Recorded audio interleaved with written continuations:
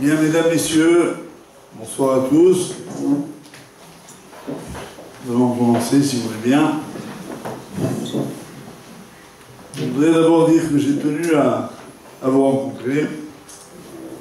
D'abord pour un peu faire teshuva, parce que je ne vois pas assez les parents, et ça me manque beaucoup.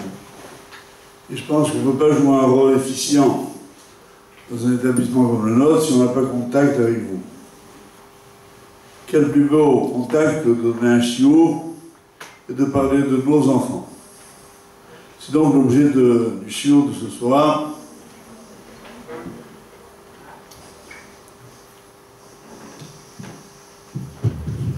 Je vais mettre d'abord une petite bracha, histoire de vous faire répondre Amen. Vos enfants ont dû ouvrir qu'après une bracha on répond Amen. Baruch atah Adonai Eloheinu melech haolam she'akol nהיה b'dvaro.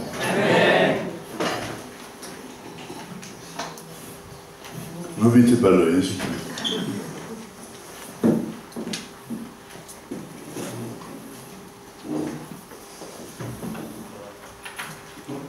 Je voudrais remercier la directrice, Madame Léa Tabia, qui, malgré ses responsabilités, son emploi du temps chargé, a bien voulu être des nôtres ce soir. Peut-être un peu pour respecter ce que je vais dire, je ne sais pas. Hein. Là, je peux vous dire que j'ai les moules, hein. Parce que ça ne va pas, je risque un renvoi immédiat. En tout cas, je voudrais, puisque le thème c'est d'abord de vous parler avant les vacances, j'y tenais particulièrement, on n'avait pas beaucoup le choix, voilà pourquoi on a pu le faire que ce soir. Je voudrais vous en dire quelques mots.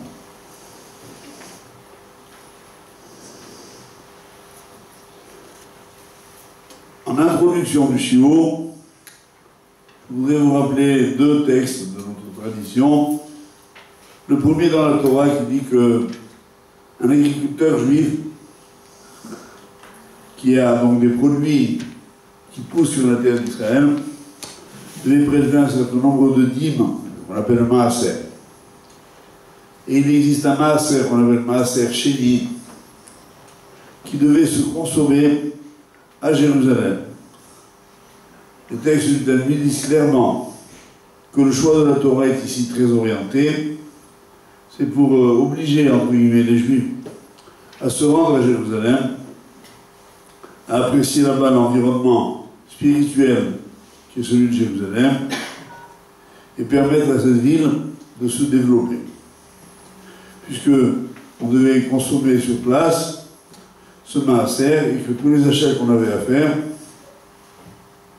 il fallait les faire à Jérusalem. Donc c'est ce qu'on appellerait aujourd'hui un soutien économique à la ville de Jérusalem. Alors, à bon entendeur, shalom, ça veut dire que je voulais dire par ce petit exemple, que je pense que chacun d'entre nous devrait passer ses vacances à Jérusalem dans la mesure du possible. En tout cas, je tenais à le dire avant de commencer. La deuxième chose que je voudrais dire en introduction, c'est un texte que j'ai toujours trouvé merveilleux, qui est dans la Gemara de Brachot, Kafret, page 28, en Mouda la Famba, et qui tient en deux lignes, qui dit Rabbi Zera, Kiava Khalish Vigirse, Avayati, la Pitra de Rabbi Nathan Ben Norim, Ve'amar, Ve'aya ki Yechalfe Ravana, Ikum Ve'akabel Akra. Je vous traduis mot à mot ce texte. Rabbi Zera, un des maîtres du Talmud, d'ailleurs un maître très original, j'ai toujours trouvé que tous les enseignements de Rabbi Zera sont très originaux. Si Bezrat Hashem, Dieu m'en donne le temps et la santé, je voudrais écrire un livre sur Rabbi Zera. Tellement je trouvais des choses merveilleuses au concernant. Bref, ce Racha disait, quand il était fatigué de sa lecture, d'étudier la Torah. Il étudiait sans arrêt, et donc il lui arrivait d'être fatigué. Qui avait Khalish, Migirsé. Qu'est-ce qu'il faisait? Il n'allait pas au club Med, il allait s'asseoir à la porte du Beth Midrash, la Rav qui s'appelait Rabbi Nathan, et là il disait et lorsque les sages passeront, je me lèverai et j'en serai récompensé par Dieu.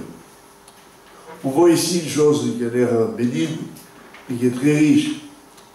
Voilà quelqu'un qui était fatigué. Il avait donc besoin apparemment de se reposer. Il avait besoin de partir en vacances. Où il est allé en vacances devant la porte d'un Beth Midrash. Pourquoi faire? Pour se lever, comme la Torah le prescrit, chaque fois qu'un chacham passait devant la porte. Bon, vous trouvez des loisirs plus amusants, peut-être, je ne sais pas. Mais en tout cas, il disait, je me lèverai. Donc le fait de se lever, pour lui, c'était sa gymnastique. Sa détente musculaire et en même temps mentale. Je trouve cet exemple très symptomatique de ce que l'on pourrait concevoir comme vacances comprises selon la Torah. En d'autres termes, il faut se mettre dans un environnement de mitzvah. Voilà pourquoi j'ai donné ces deux exemples. Celui du Maaser Sheni à Jérusalem et celui de ce Rav qui allait devant la porte d'un Beth Midrash. Maintenant, à bon entendeur, Shalom, chacun peut transposer à souhait l'enseignement et comprendre que pour aller en vacances, au lieu de consulter une revue éditée par les organismes de vacances, il devrait consulter la liste des Beth Midrash dans le monde et se dire, tiens, bon, je vais aller au Beth Midrash à Rio de Janeiro, par exemple. À Rio, je ne sais pas, mais par exemple, au Brésil, à Sao Paulo, je connais un très bon Beth Midrash. Si vous y allez, je vous recommanderais. Et là-bas, on peut donc se détendre et en même temps faire une mitzvah. Pour être plus sérieux, vous avez compris que je donne là des exemples, des kivunim, comme on dit en hébreu, des directions pour orienter notre choix. Il existe dans le monde aujourd'hui assez d'opportunités et des moyens de locomotion beaucoup plus aisés qu'ils ne le furent pour choisir une destination qui soit à la fois pour nous une détente et en même temps une mitzvah. Voilà, entre guillemets, ce que je voulais appeler dans mon introduction, l'esprit des vacances. On ne va pas en vacances n'importe où parce qu'on a vu ça, une belle carte postale sur une revue quelconque. On y va parce que, bon, on a besoin de se reposer ou de se détendre, je reviendrai d'ailleurs, et on va surtout dans un endroit où on peut faire des mitzvot. Et il existe aujourd'hui, vous le savez aussi, des guides très bien faits, qui au départ étaient en anglais et traduits maintenant en français, Jewish World Guide, où on peut trouver les adresses des restaurants, des synagogues, des bâtiments midrashot dans le monde entier. Il suffit de préparer son voyage dans cette direction. C'était mon but. De vous dire d'abord, réfléchissons un peu avant d'y aller. Qu'est-ce qu'on recherche des vacances? Qu'est-ce qu'on attend des vacances? Voilà une question qu'il fallait déjà se poser. Et maintenant, on aborde un peu plus le thème des vacances. En général, dans le monde, pour les gens, c'est quoi les vacances? En général, c'est la suppression de toute contrainte, toute obligation, toute convention sociale. Donc, on n'a plus d'obligation horaire, on n'a plus d'emploi du temps, on n'a plus d'obligation vestimentaire, on se lève quand on veut, on mange ce que l'on veut, on s'habille comme on veut. Ou des fois, on ne s'habille pas du tout d'ailleurs, enfin, chacun a sa détente. Cette manière de se libérer, comme disent les jeunes aujourd'hui, de s'éclater, c'est ça ce que veulent apporter les vacances. ce brin de folie dans la vie qui permet à l'homme de se relaxer. C'est censé procurer, tout ce que je viens de citer, à l'homme la détente, donc du repos. Le fait est, c'est que force est de constater que généralement les gens reviennent des vacances épuisés. Je pense que plusieurs raisons peuvent expliquer cette fatigue. D'abord, ils se couchent très tard. Pour beaucoup de gens, c'est aussi une détente pour se coucher quand on veut. Ils ont plein d'activités sportives. Souvent, ils n'en ont pas l'habitude, donc épuisement musculaire. Et puis, on a tellement la frénésie de la découverte qu'on veut faire 1000 choses dans la journée. Résultat, on rentre crevé. Ça, c'est une parenthèse, ce n'est pas l'objet du cours. Sachant cela, je voudrais aborder maintenant l'aspect des enfants par rapport aux vacances. Et pour ça, j'ai besoin de vous rappeler quelques yesodot, quelques fondements de la Torah. Pour la Torah, selon la Torah, quels sont les mitzvot que le père et la mère sont tenus d'accomplir à l'égard de leurs enfants? En fin de compte, il y en a deux. Pas compliqué. Une très connue, Veshinantam et Banera. Tu enseigneras à tes enfants la Torah. Donc leur enseigner la Torah. Et une autre, plus ponctuelle, plus précise, c'est Igata et Mincha. Bayom les morts. La mitzvah de raconter la sortie d'Égypte. Ce sont les deux mitzvot, de façon égale, fille et garçon, qu'on a à faire. Maintenant, bien évidemment, quand il y a un garçon, on doit faire la circoncision. Si c'est un premier-né, on doit racheter, faire au pidion, le rachat du premier-né. Ce sont des mitzvot ponctuelles. Mais de manière générale, toute ma vie, dès que j'ai un fils, une fille, je dois prendre en charge son éducation de Torah, et je dois prendre en charge le devoir de transmission de l'histoire juive qui passe par la sortie d'Égypte. Voilà d'abord d'un point de vue purement technique, je dirais, les mitzvot que nous avons à accomplir. Simplement, il faut bien sûr élargir le débat, puisque dès qu'on parle d'éducation, on emploie en hébreu moderne comme en hébreu ancien le mot de chinour. Chinour qu'on traduit par éducation.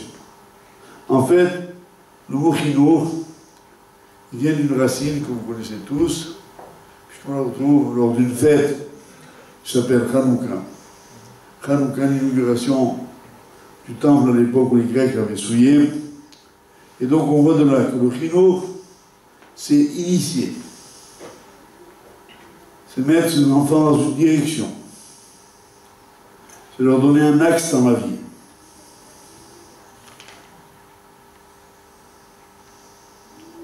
Maintenant, ça se passe comment? Là, j'ai besoin, évidemment, de vous développer plusieurs choses. Je ferai très, très rapidement. D'abord, il faut savoir, la Torah le dit clairement à plusieurs reprises, chaque enfant est différent. L'enfant, ce n'est pas un livre de recettes de cuisine. Généralement, dans les recettes, ce qui a marché une fois, marchera 2 fois, à peu près. 3 et 100 fois. L'enfant, rappelez-vous ce que dit la Gada, Echad Chacham, Echad Racha, Echad Tam, Echad Geno Dalisham. Chacun, Echad, est unique.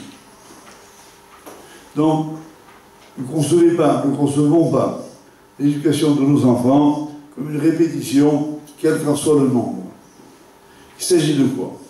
Il s'agit de développer les capacités de l'enfant et de lui permettre, en fait, de se préparer à sa vie d'adulte. Siri non disponible. Connectez-vous à Internet.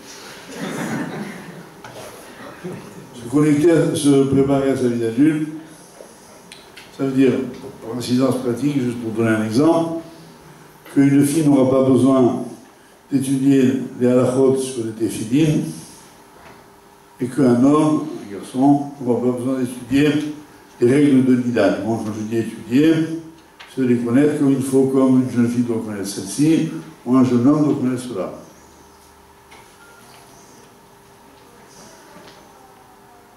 J'ai à connaître, à me préparer à ma vie d'adulte.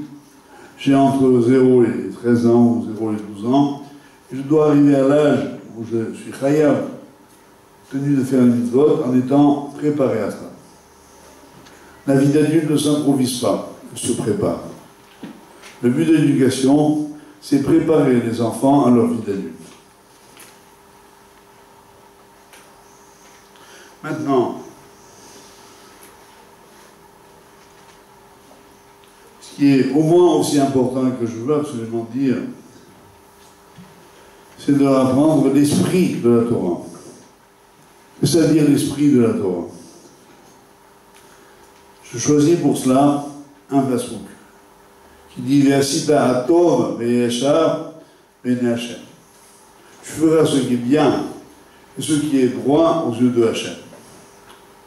En d'autres termes, si ma religion, ma pratique religieuse, elle va m'apprendre à devenir un roublard, un tricheur, quelqu'un qui trouve toujours le moyen de s'en sortir, j'ai rien compris. Je suis un serviteur de Hachem si je fais ce qui est bien et droit. Il ne faut pas donc hésiter à mettre dans notre éducation l'accent sur ces dimensions-là. Apprendre à un enfant la droiture, lui apprendre donc à ne pas mentir, lui apprendre ce qui est bien, on appellera ce qui est bien quelque chose qui n'est pas un désagrément pour les autres.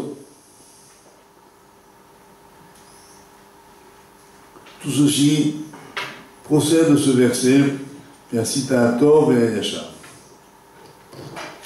C'est ainsi que nous savons, évidemment, je ne vous bourre pas de référence. Tout ce que je dis ce soir ne sont pas des idées personnelles, mais le fruit d'un certain nombre d'études. Maintenant, ce qui me paraît précieux, c'est de vous dire que l'essentiel, c'est d'éviter à nos enfants les embûches de la vie, les obstacles. Comment on évite les embûches? Comment on leur évite les galères?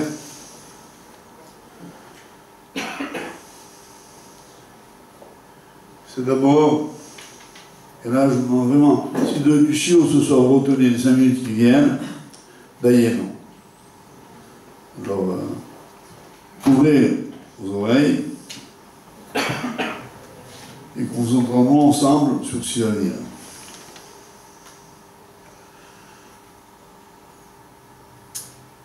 En fait, on croit qu'il faut accéder à toutes les demandes des enfants. C'est là que démarre la catastrophe. Un enfant, il demande. D'ailleurs, il essaye constamment. Il essaye de provoquer ses parents. Il demande. Et alors, il y a des parents qui pensent qu'ils sont de bons parents parce qu'ils leur donnent. Chaque fois qu'ils demandent, bien sûr, un bonbon, un chocolat, un gâteau, une friandise.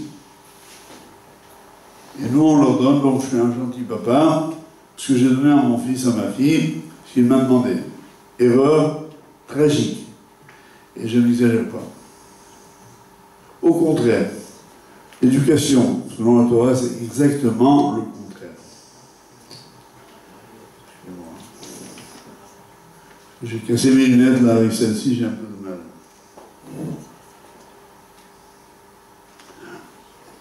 Je vais dire maintenant le mot le plus important.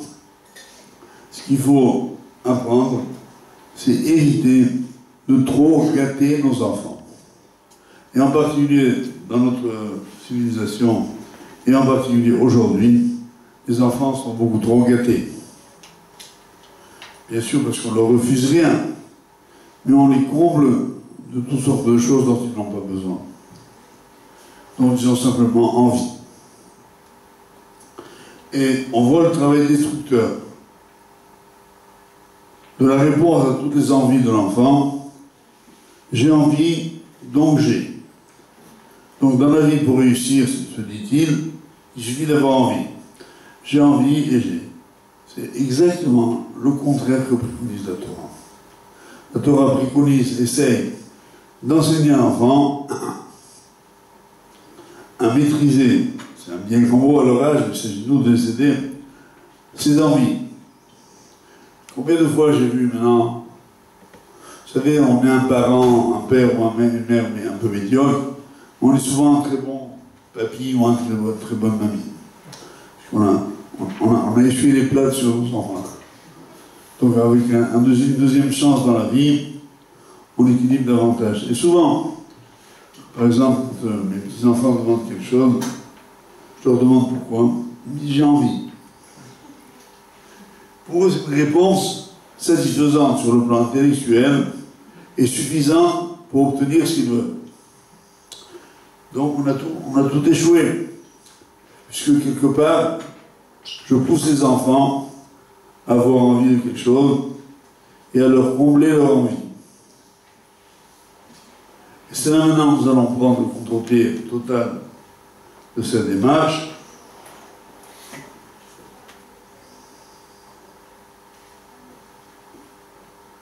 Vous allez entendre maintenant. Je suis décidé à vous dire la vérité rien que la vérité. Voilà ce que je préconise.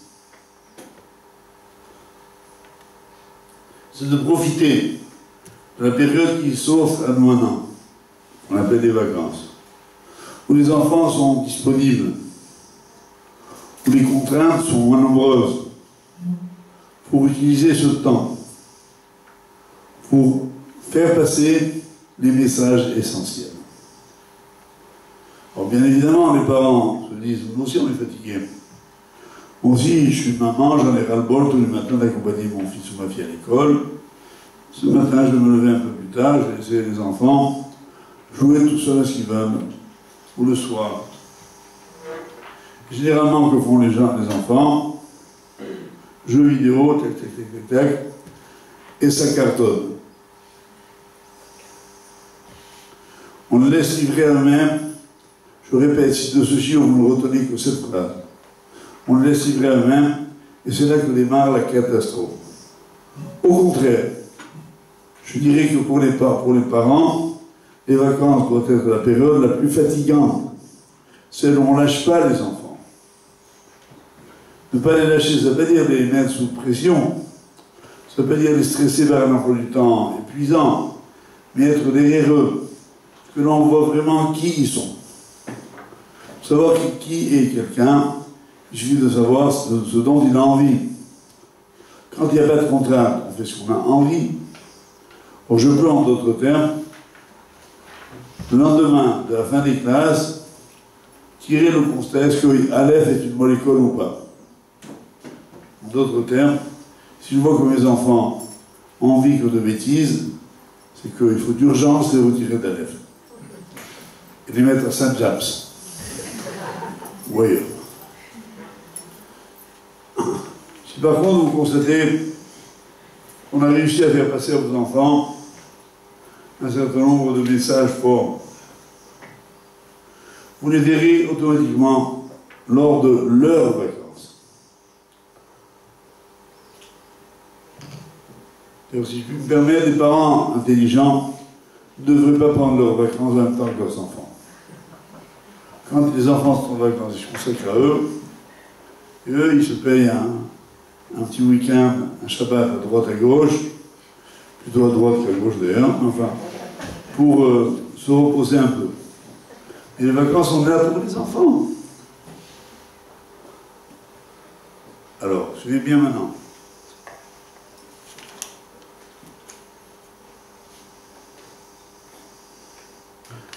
Je vais vous donner, puisque l'objet de mon cours est d'être très concret, pratique.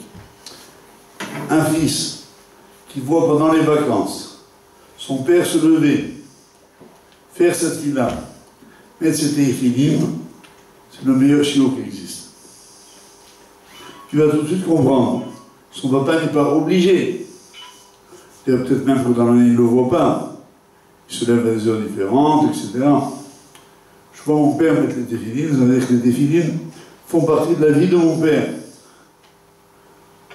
Je vois ma mère allumer les nérodes du Shabbat, c'est-à-dire que pour elle, le Shabbat c'est sa vie, même en vacances. Et on va arriver très rapidement. Je donne encore un autre exemple pour terminer de donner mauvaise conscience au papa. Si on voit le papa ouvrir un livre de Torah et étudier même une demi-heure dans la journée en vacances, c'est le top. Oui. Bon, j'arrête là parce que je ne tiens pas à sortir sous la protection des CRS, comme le président Hollande à M6 hier soir.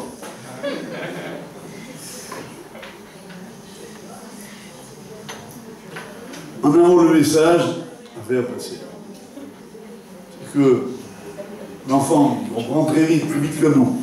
La Torah, elle n'est jamais en vacances. Je peux évidemment diminuer mes obligations, de toutes sortes. Et moi, enfant, je peux me permettre mon tablier en vacances. Je suis obligé de prendre la voiture ou le métro ou le bus pour aller à l'école. Mais la Torah, elle n'est pas en vacances.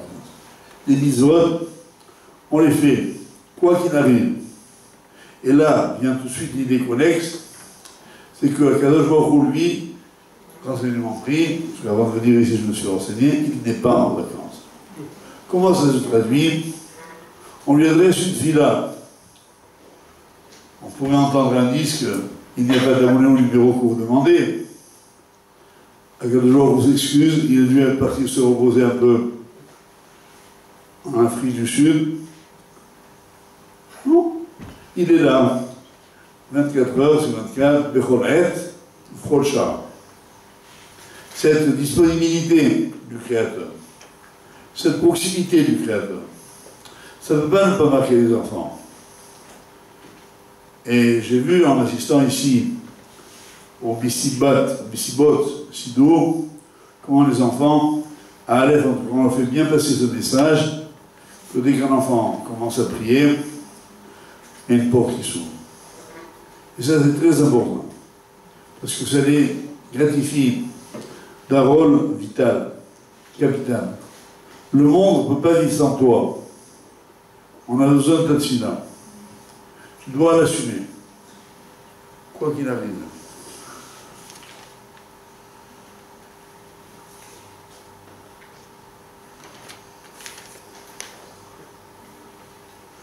Alors maintenant, j'arrive à la troisième partie du shiur.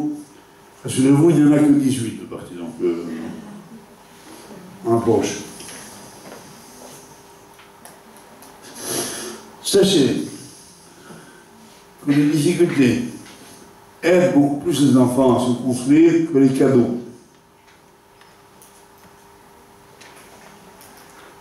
Ça veut dire qu'on doit en faire baver nos enfants. Mais si ils rencontrent des difficultés, ils vont faire un drame. Moi j'ai remarqué, et surtout depuis quelques années dans ma vie, que les gens qui ont des difficultés sont des gens plus profonds, plus sincères, plus authentiques. Parce qu'ils ont compris que la vie n'était pas un jeu. Si les enfants comprennent, alors qu'en général on tente dans l'éducation dite moderne, à leur faire passer la vie pour un jeu. La Torah ne regarde pas avec ça. La vie, c'est pas un jeu. La vie, on n'en a qu'une, et on la protège, et on la remplit, et on lui donne un contenu.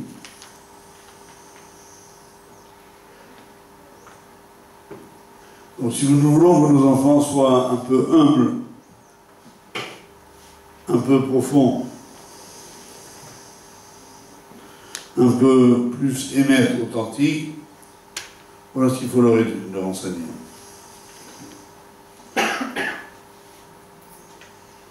D'où ce que j'appellerais l'enseignement informel, et le monde des vacances est le monde privilégié de cet enseignement, qu'on va appeler les midot tovot et le derech eretz.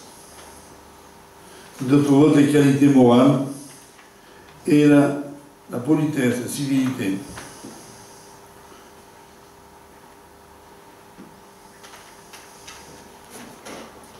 Et ça se passe mieux en vacances qu'à l'école. Il y a un point auquel je tiens absolument. C'est d'enseigner à nos enfants le respect. Le respect d'abord des enseignants.